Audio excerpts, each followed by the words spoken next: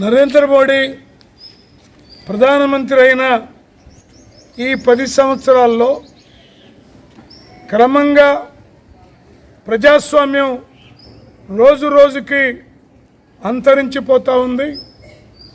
Doctor BR Ambedkar గారు మనకు అందించినటువంటి రాజ్యాంగానికి క్రమంగా తూట్లు పొడుస్తూ ఉన్నారు.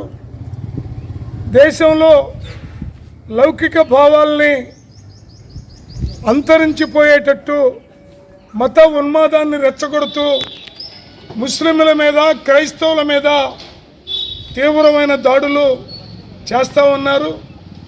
దానికి ప్రత్యక్ష సాక్ష్యం ఇటీవల మణిపూర్ ఉదంతం, ఆ తర్వాత యూపీలో గుజరాత్లో దళితులపైన దళిత క్రైస్తవులపైన జరిగినటువంటి దాడులు.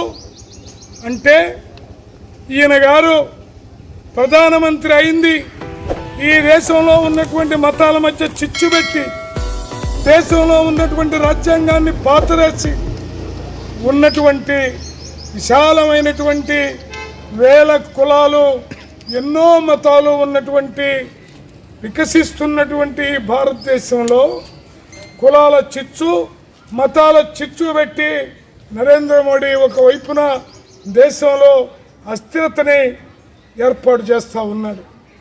మరొక కోణంలో ఆర్థికంగా పెట్రోల్ ధరలు పెంచి డీజిల్ ధరలు పెంచి గ్యాస్ ధరలు పెంచి తద్వారా నిత్య జీవితావసర సరుకుల ధరలు ఆకాశాన్ని అంటుతూ ఉంటే కూలీ నాలి దళిత మైనారిటీ ప్రజలు కనీసం ఒక్క పూట సరిగ్గా తినలేని స్థితిలో ఉండటానికి కారణం మోడీ.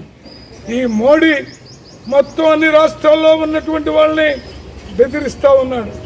ప్రతిపక్ష పార్టీల్ని ఈడీల పేరుతోటి సిఐడిపిల పేరుతోటి బెదిరించి కటకటాల వెనక పంపుతూ ఉన్నాడు.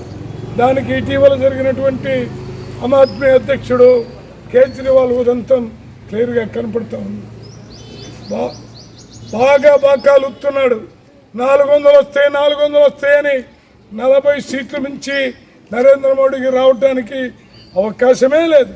కారణం ఏంటంటే యూపీలో గణనీయమైనటువంటి మార్పు వచ్చింది, అలాగే బీహార్లో గణనీయమైనటువంటి మార్పు వచ్చింది.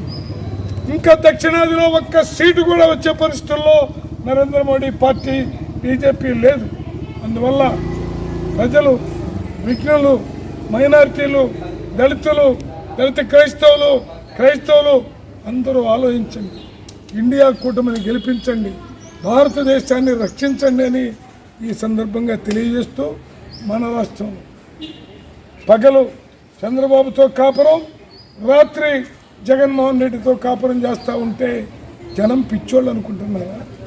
మీరు కూడా అంత్యకాలం దాపురించిందనేది హెచ్చరిస్తూ ఇవాళ పార్లమెంటుకి ఇండియా కూటమి అభ్యర్థిగా కంకి కొడల తరఫున నేను పోటీ చేస్తూ ఉన్నాను.